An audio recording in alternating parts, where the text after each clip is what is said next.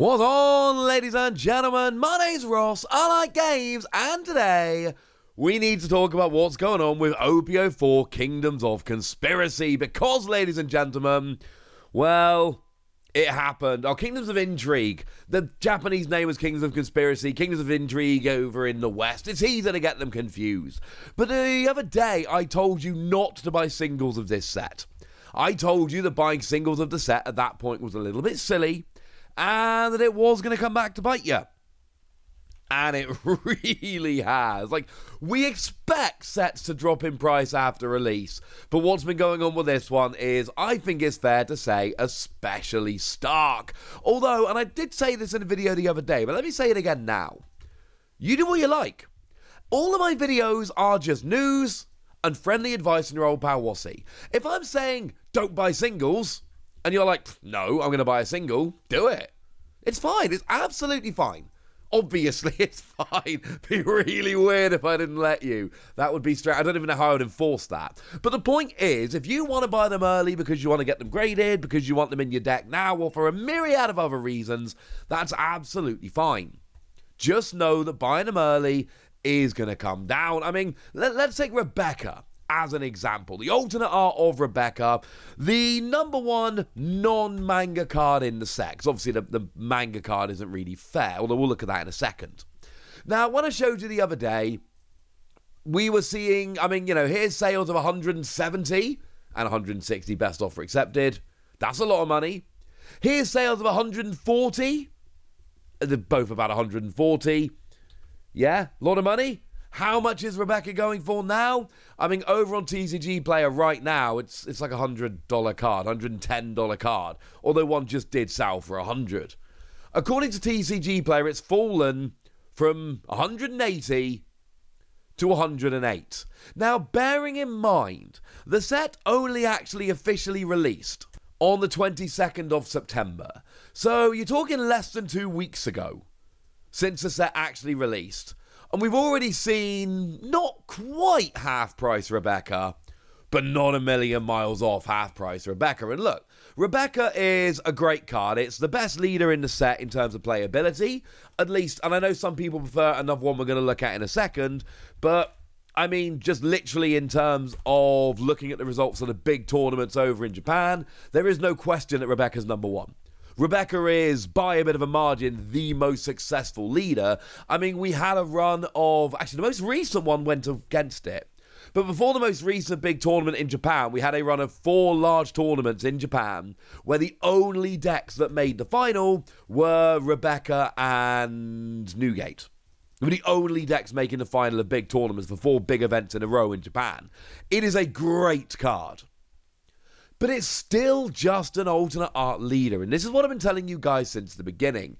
Even the great alternate art leaders just don't hold that much value. And they're going to be higher than others, right? Don't get me wrong, because obviously we only need one and it doesn't get shuffled into your deck. So for that reason, people are more likely to spend a bit of extra money on their leader, knowing that actually it's going to be worth it in the long run because it's not going to get wrecked shuffling in my deck. I'm only going to need one. I'm going to play this deck for a while, etc. So the leaders do end up being a bit more valuable. But Newgate is like an $85, $90 card. The unquestioned best leader in OP-02 and OP-03, and one of the 2 best leaders in OP-04 is an $85, $90 card. This is what I keep telling you.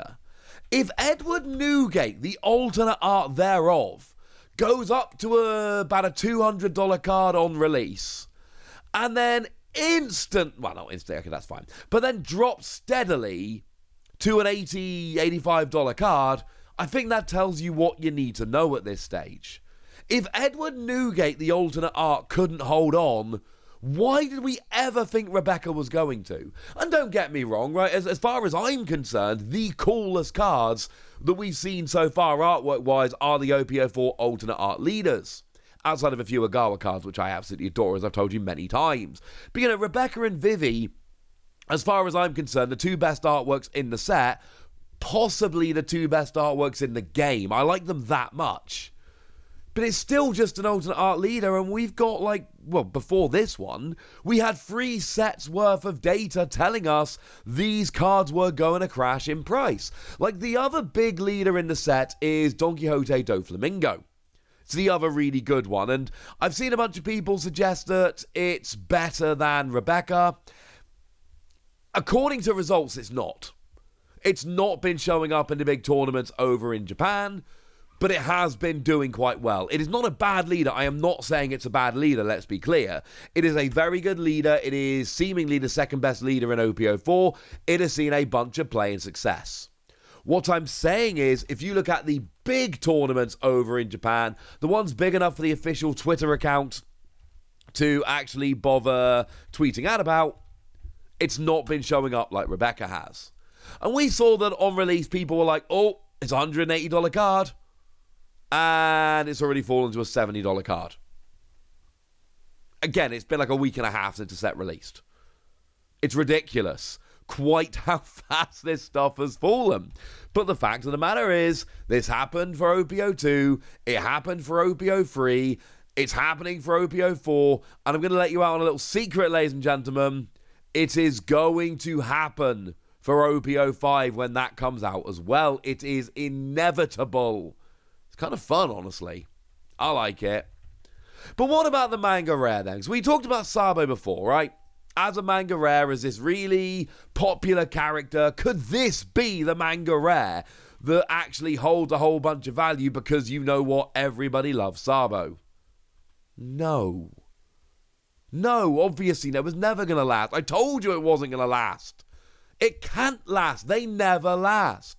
I've told you before, if you pull the manga rare early, sell it as fast as you can. And then if you really want the manga rare, just rebuy it. Over on TCG Play, if we have a look at the moment, it started off as a $360 card. How much is it now?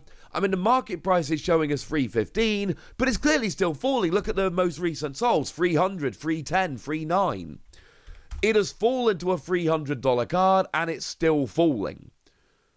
People looked at the Soja King from OP-03 and went, well, that is the least popular of all the ones we've seen so far, so of course that one's gonna fall. But that's the exception. The other ones are going to end up being more valuable. It's only that one that's going to fall. And look, I know that some of the other ones are holding their value better, but they are all going to fall after release. And look, I know that if you want to go and buy Manga Shanks right now, you are going to pay for Manga Shanks, ladies and gentlemen. Manga Shanks is not a cheap card. It is currently sitting at like a $700 card.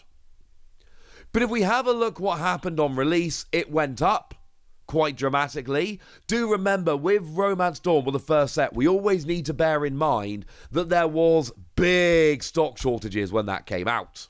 Not the issue anymore. I went to the Bandai Namco Cross store the other day when I had a couple hours to kill in London. They had loads of it. I've seen this in stock in a bunch of places recently. It's really not a thing anymore. I mean, certainly for new sets, no. But even Romance Dawn, I've seen it for sale 20% below retail all over Facebook lately.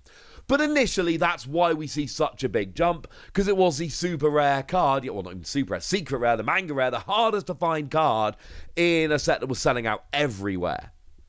And then look what's happened since. From a high of $915, it's now down at $700.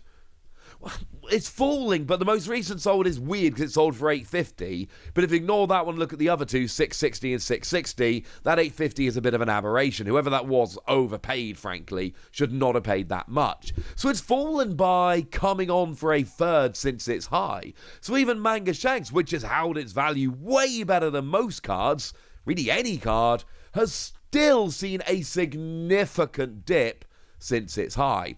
And again, with Romance Dawn, we had that thing at the start. We don't have that for other sets. So we are going to see, for every set moving forward, a pretty pronounced, hey, it's out. Oh, the prices are falling very quickly. Like, I pulled Vivi from my box, and I'm not going to sell Vivi. Come on, ladies and gentlemen. It's too cool a card. But what happened to Nefertari Vivi, the leader? Started off very briefly as a $120 card. dropped down to 45, and it's now actually gone back up to about 60. This one is rising up a little bit, and essentially all that's happening here is it's normalizing. This is not going to be an $80 to $100 card. It's just going up and normalizing a little bit. What makes me a little sad, I love this leader. Mechanically and artwork-wise, I think it's fantastic. I have the English version of this card. Pulled a Japanese Rebecca, actually, which was awesome. And I want to build around this, but I know it's not quite good enough. I just really, really want it. And then, of course, if we go outside of the big leaders and the manga rare, then it's just stark. Alternate art Luffy, fantastically playable card. People tried to sell it for $100, yet a $30 card. People want it to be a $100 card, it's a $30. And again, this is the alternate art of the Luffy. And those Rebecca decks I told you that are amazing, yeah, Luffy's a 4 of in a lot of those decks. Luffy is a phenomenal card that sees a phenomenal amount of play. Yeah, it's still dropped down very, very, very dramatically. The best special rare in the set, Bo Hancock. What happened to that?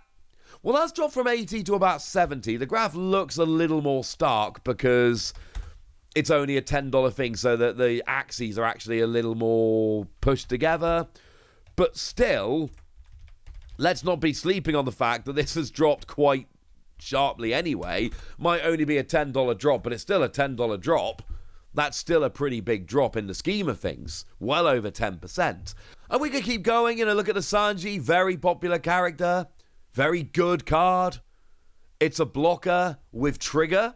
So that's kind of awesome, and a decent blocker at that. Discard a card from your hand, you got a 5k blocker, that's really good. The alternate art's dropped from $100 down to, well, it says 40, but it's actually a little lower than 40, if I'm honest with you. And I'm not going to go through every card in the set, that would be weird and take a long time, but I think I've made my point at this stage. We see this every set, it's happened again here, and every set I see all over Facebook, all over eBay, everywhere I look, I'm seeing people selling these cards and people buying these cards on the release of the set, and I don't understand it. And I know there are some reasons, and I know that some people have legitimate reasons, but there's an awful lot of people for whom FOMO is actually kicking in here. People are buying these not because they want to get it graded or they need it right now, they're buying it because the set's out and they want this new fancy card right now before they miss out, and it's not the way to play it, ladies and gentlemen. Although, as I've said several times, if you want to, you go ahead. I ain't going to stop you. For now, I'm going to let these fall a little bit more, and then I'm going to pick up my singles, and I'm going to be very happy doing so. But I want to know what you think, ladies and gentlemen, so let me know in the comment section. Go nuts! Be nice! And then make sure you like this video, subscribe to this channel, follow me on Twitter at TheWasi. That's where we talk about One Piece and a bunch of other card games. And please do consider checking out patreon.com/PTCG Radio, where you can support the channel, get some bonus podcasts, and all kinds of fun things. But by far the most important thing, as always, look after yourselves till next time, would ya? Thank you very much for watching. My name's Ross, and you've been watching Wasi Plays.